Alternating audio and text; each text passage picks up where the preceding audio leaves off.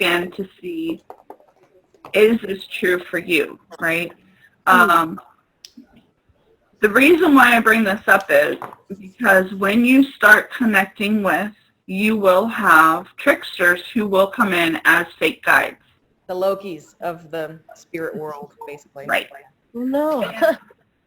And it's very hard not to, I really went into the duality of good versus bad with that. I still kind of sometimes step into there because I'm like, how can you come in with a trickster attitude and say you're a guide, to get me spinning on my wheel and not be bad, right? Like, and sometimes I'm still trying to wrap my head around that. But well, it's like you said, Shauna, real quick. It's like you said when I was telling my story. It's like they're providing you with difficulty, but where do you do the most growing? Right. Yeah. I just want to. You're providing. I want to add something. Yeah, I want to add something to that. There's an imagery that helps me a lot when I think about my invisi team. Think about the round table of you think about a round table. So you have people in your team. They're all you're all on the same level, and you're all sitting there, and we are discussing this project. And the project is your lifetime, this current lifetime. So you will have people who will just provide movement in the discussion. They're not really there to tell you exactly the steps. There are others who will tell you the steps, but it's not for you to follow. It's just for you to consider.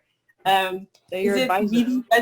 Yeah, so they're just, it's just a table discussion. And then at the end, maybe you find that this discussion was really helpful and you go forward and you're clear-headed, or you feel that it's not quite there yet, but there has been movement.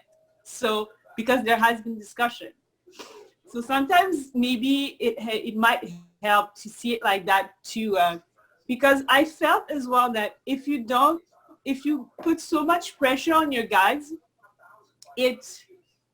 that there should have the correct answer for you right away and the correct steps, it prevents them to really come to you. Like it feels like it doesn't help communication for me, at least. Okay, thank you. Oh, hold on really quick. And I just tapped in and I asked it if there were any of your chakras that were blocked that are kind of aiding. Yes, I was wondering about that. in the blockages of the message, and it's your crown. So I've been feeling that like in my head, like I've been getting migraines and stuff. It feels almost like a cloudy lens. Yeah. Yeah. So that's so while we move on, I'm going to work in the background and see if I can't defog some of that for you. Okay. And then also just you can reach out to them in meditation.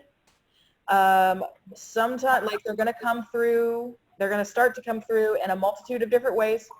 Okay. It's not all going to be faded meeting. Very nice. And but it's going to be in a multitude of ways. So it's going to start to come through the synchronicity of numbers, of getting signs and symbols, of getting the butterfly that lands on your nose and hangs out there for 5 minutes. That kind of crazy shit that starts to happen. Yeah. They're going to speak with you through that. They're also going to start speaking with you, I imagine, through dreams. And then also, like for me, I'm what do they call it? Clairsentient and clairaudient. So I know and I hear. So I can actually talk with them in my head without talking out loud. And that comes to a lot of us, is where they can start pinging in, or they'll start giving you the ear ringing, where it kind of feels like you have yeah, I've been feeling a lot of that lately. Yeah.